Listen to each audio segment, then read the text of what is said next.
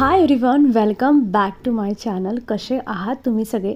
तर आज आहे सॅटर्डे आणि जनरली पियाला सॅटर्डेला सुट्टी असते, पण आजच्या दिवशी तिची स्कूल होती आणि तीही जास्त टाईमसाठी.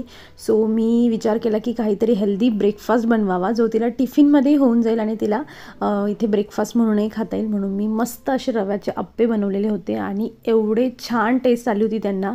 आणि ॲक्च्युली चटणीसाठी माझ्याकडे कोकोनट वगैरे नव्हतं, म्हणून मी जे केचप असतं त्याच्यावरच काम जे आहे ते भागवलेलं आहे. आणि सकाळचा मस्त असा छान ब्रेकफास्ट जो आहे, ॲक्च्युली ती स्कूलला गेलेली आहे आता आणि त्यानंतर मी हे जे अप्पे ते आमच्यासाठी बनवत आहे.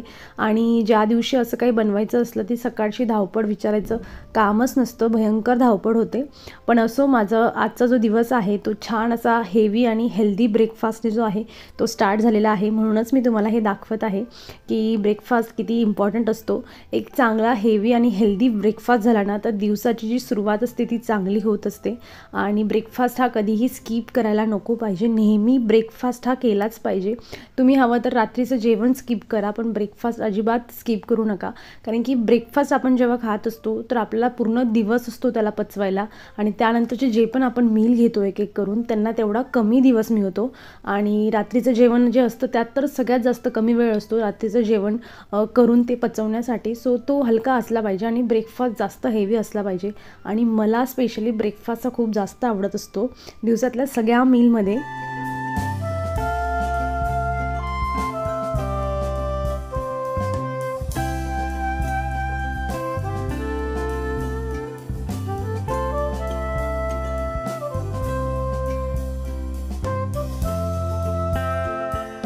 आज ॲक्च्युली काय ना की मी तुमच्यासोबत जस्ट माझी नॉर्मल जी रूटीन आहे सकाळपासून तर सायंकाळपर्यंतची ती शेअर करणार आहे. आणि व्हाईल म्हणजे याच्यामध्ये जे काही टिप्स असतील, ज्या काही ट्रिक्स असतील ती मी तुम्हाला सांगण्याचा प्रयत्न करणार आहे. तर ॲक्च्युली आज जसं तुम्हाला माहीत आहे की पिया स्कूलला आहे, उशिरा येणार आहे. सो आल्या आल्या तिला जेवण पाहिजे असणार. सो माझी इथे जे घरातले छोटे मोठे कामं आहेत आवरून झाल्यावर, आंघोळ वगैरे, झाडू, कपडे सगळं काही झाल्यानंतर मी इथे डिसाईड करते, म्हणजे जवळजवळ आता 11:30 वाजलेले आहेत. आणि मी असा विचार करते की ॲटलिस्ट भाजी वगैरे करून घ्यावी, जेणेकरून ती आल्या आल्या फटक्यात जे आहे भाकरी किंवा चपाती होतील. सो आज बनवायची आहे शेंगांची भाजी, जी मसाल्याची होत असते आणि ही आमच्या घरात जवळजवळ सगळ्यांना आवडत असते. पिया जरा नाटकं करते ते शेंगा वगैरे खायला, पण मी त्यातला मधला जो गर असतो तो मी तिला नेहमी देत असते, कारण तो सगळ्यात जास्त हेल्दी असतो. आणि असं मी ऐकलं आहे की ज्या दिवशी तुम्ही ह्या शेंगा खाल्लेल्या असतील, भाजी म्हणा, सूप म्हणा, वॉटेवर सिच्युएशनमध्ये तुम्ही ह्या शेंगा खाल्लेल्या असतील आणि तुम्ही कुठलीही त्यानंतर टॅबलेट घेताय, डोकं दुखायची वगैरे वगैरे, तिचा कुठलाही असर आपल्या शरीरावर होत नाही. एवढ्या जास्त पॉवरफुल ह्या शेंगा असतात. आणि यांची पानं देखील मिळतात, तेही खूप हेल्दी असतात. मला बाजारात कधी मिळाले ते मी नक्की त्याचीवाली रेसिपी तुमच्यासोबत शेअर करेल पुढच्या व्हिडिओमध्ये. सो त्यांना मला वाफवून घ्यायचे आहेत आधी, आणि मसाल्याचा डब्बा काढल्यावर जोवर कुकर तापत आहे तोवर जे बाकीचे कामं आहेत ते इथे मी पटापट करत आहे. जनरली मी असं करत नाही, मी मसाल्याचा जार असतो ना तो मी चहा करताना वगैरे नेहमी भरून ठेवते, पण कधीतरी होत असतं. आणि ही जी राई वगैरे असते तर मी त्या सगळ्या गोष्टी आधीच सगळं प्रिपेअर करून ठेवते. मग असा गॅस ठेवल्यावर काय होतं ना की आपल्याला तेव्हा गडबड व्हायला लागते की अरे गॅस तर माझा आता चालू आहे आणि मग तेल तापलेलं असतं. सो मी गॅस बंद केला आणि मी नंतर विसरायच्या आधीच मी हे लिहून घेत आहे डायरीमध्ये की माझ्याकडे राई संपलेली आहे. आणि ते मला नोट डाऊन करणं खूप गरजेचं आहे, कारण हे नोट डाऊन केलेलं असतं ना तर हे डोक्यात फिक्स होत असतं. मग तुम्ही ही चिठ्ठी बाजारात न्या की नको न्या, पण एकदाचं तुम्ही तुमच्या हाताने जे काही तुमची ग्रोसरीची लिस्ट असेल तुम्ही एकदाची लिहिली ना की ती डोक्यात फिक्स होऊन जात असते. सो एक इझी ट्रिक आहे की मस्त लिस्ट करा आणि तिकडे गेल्यावर आपोआप सगळ्या गोष्टी त्या लिहिलेल्या आपल्या डोळ्यासमोर येत असतात. सो माझ्यासमोर तरी असंच होत असतं. आणि मी ते छान तडका जो आहे तो मस्त या शेंगांना देऊन देते. मीठ वगैरे घातलं, जिरा आणि मोहरीचा तडका देते आणि थोडे कढीपत्ते घातलेले आहेत. हिंग थोडा टाकायचा, म्हणजे काय होतं ना की हे नुसतं जरी तुम्हाला या शेंगा नुसत्याच खायच्या असल्या ना तरी देखील तुम्ही खाऊ शकतात. आणि जसं मी म्हणले की हे खूप जास्त हेल्दी आहे. ॲटलिस्ट आठवड्यातून एकदा तरी तुम्ही ह्या शेंगा खाल्ल्याच पाहिजे, खूप जास्त हेल्दी आहेत. आणि आता मसाल्याचं पण प्रिपरेशन पटापट जे आहे ते करून घेत आहे मी, कांदा वगैरे कापून.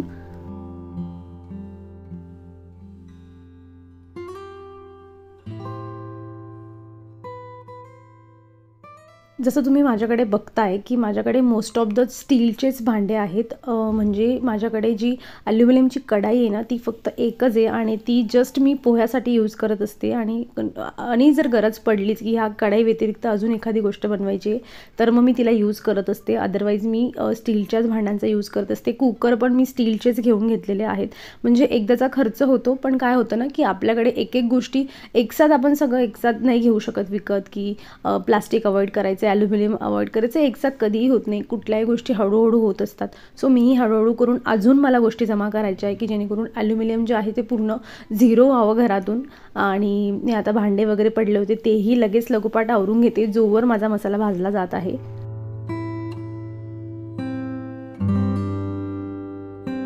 टमॅटो भाजायला घातल्यानंतर ना मी नेहमी थोडं मीठ घालते जेणेकरून टमॅटो हे जे आहेत ना लवकर शिजतात. तर मी इथे मीठ घातलेलं आहे आणि मी इथे शोधाशोध करत होती मिक्सरच्या भांड्यासाठी. ज्या दिवशी मी स्वतः माझ्या हाताने धुतलेले भांडे रचले नाहीत ना त्या दिवशी असं होतं, कारण की कुठे ठेवले जातात हे आणि त्यांनाही माहीत नसतं ठेवणाऱ्या लोकांना की याचं पर्टिक्युलर जागा कुठे आहे म्हणून.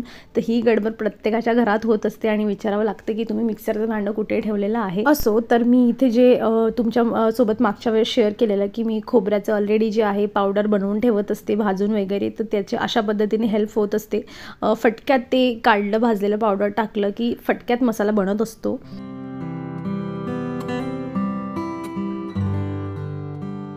जेवण झाल्यावर मी अचानकच विचार केलेला की आता तर आज म्हणजे आहे जरा वेळ, तर म्हटलं जरा किचनच्या ट्रॉल्यांची जी खालची घाण असते आणि जेव्हा आपण त्यांना बाहेर काढतो ना तेव्हा कळतं की त्याच्यामध्ये एवढी जास्त डस्ट झालेली असते.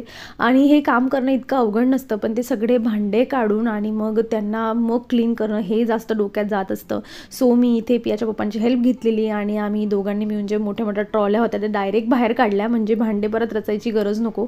आणि इथे हे लिटिल हेल्पर माझं मला जे आहे मदत करत आहे आणि प्रत्येक वेळेला ती मदतच्या नावाने माझे काम वाढवत असते. आणि जो टायमिंग असतो, जे 5 मिनिटाचं काम आहे ते माझं 10 मिनिटावर नक्की जात असतं. पण कामं आमचे होत आहेत तिथे आणि आम्ही छान मी जे आहे यानंतर ना छान व्यवस्थित पूर्णच क्लीन करून घेतलेलं, कारण हे जास्त दिवस जर आपण असं जर राहू दिलं ना तर मग किडे व्हायला लागतात ॲक्च्युली. आणि ह्याच गोष्टींनी जास्त किडे वाढत असतात की जे अन्न असतं ते अशा पद्धतीने खाली पडलेलं राहिलं तर मग त्याच्या आजूबाजूला नक्की किडे रात्रीच्या वेळी येऊन ते खाण्यासाठी येतात. सो जितकं जास्त तुम्ही किचन क्लीन ठेवलं याचा अर्थ असा असतो की तुमच्या घरात किडे येणार नाहीत. फर्निचर हे एक रिझन असतं की फर्निचर काय होतं ना, फर्निचरमुळेही किडे व्हायला लागतात. पण आता एवढं फर्निचर तर नाही आहे, सो किचन आपण क्लीन करू शकतो. आणि हे माझं जे हेवी काम होतं ते मी मदत घेऊन जे आहे कंप्लीट इथे केलेलं आहे. आणि जे करू ते फायनली कंप्लीट झालेलं आहे. तर तुम्हीही घरातल्यांची मदत घ्यायला अजिबात विचार करू नका. कोणीही तुम्हाला स्वतःहून म्हणणार नाही. सांगा की हां हेल्प पाहिजे मला आणि कामं जे आहेत गोड बोलून करून घ्यायचे. नाही ते एवढे मोठं हेवी काम स्वतःने करणं त्यापेक्षा हेल्प मागितलेली कधीही बरंच.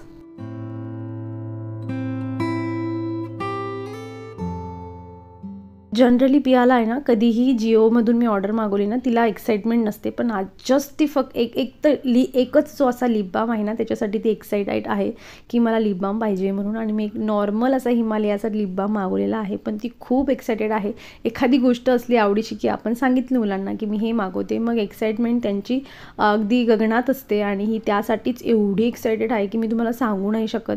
आणि इथे तिच्या बाकीच्या गोष्टीत पण नाही, ती म्हणते आधी मला माझा लिप बाम दे. असो, कारण की आता जिओला जी आहे ऑफर चाललेली होती आणि पहिल्यांदा असं झालं आहे की मी सकाळी ऑर्डर टाकली आणि त्यांनी मला दुपारीच जी आहे ऑर्डर माझ्याकडे आणून दिलेली आहे. आणि एवढी फास्ट म्हणजे त्यांची डिलिव्हरी फर्स्ट टाईम मी बघितलेली आहे.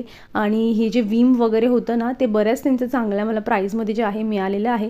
मी नेहमी ना म्हणजे नोटिफिकेशन जिओचं असो किंवा कुठल्याचं ऑन ठेवत असते जेणेकरून आपल्याला ते रिमाइंडर देत असतात की आमची ऑफर चालली आहे वगैरे वगैरे. किती असो, 4 रुपये वाचो की 10 रुपये वाचो, वाचणे महत्त्वाचे आहेत आणि आपलं काम आहे पैसे वाचवणं. आणि ते मी इथे चांगल्या प्रकारे केलेलं आहे. ज्या काही वस्तूंवर मला माहिती होतं की यांच्यावर ऑफर आहे आणि मी ते सगळ्या वस्तू मागवून घेतलेल्या आहेत.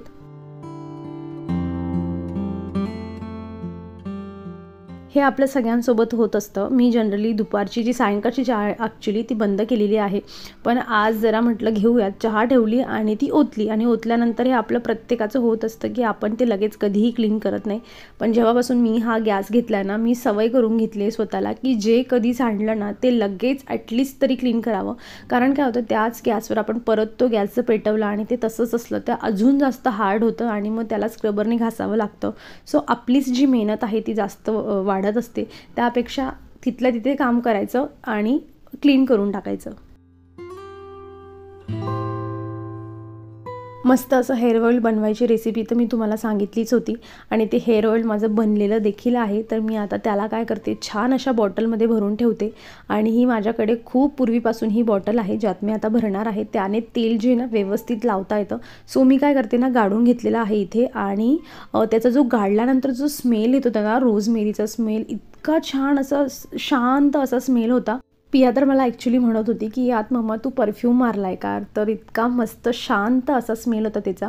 तर मी ह्या बॉटलमध्ये जे आहे ते ट्रान्सफर करून घेते जेणेकरून मला यूज करायला खूप इझी होईल.